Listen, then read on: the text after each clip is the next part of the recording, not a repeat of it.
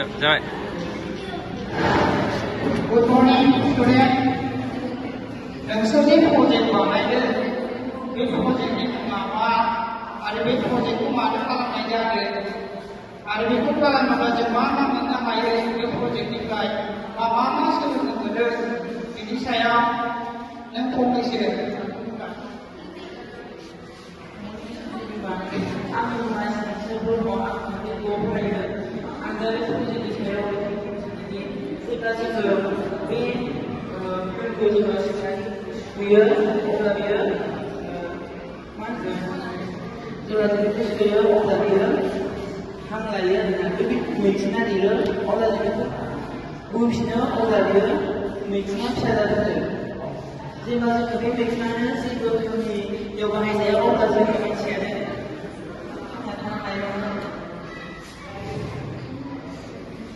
Thank you.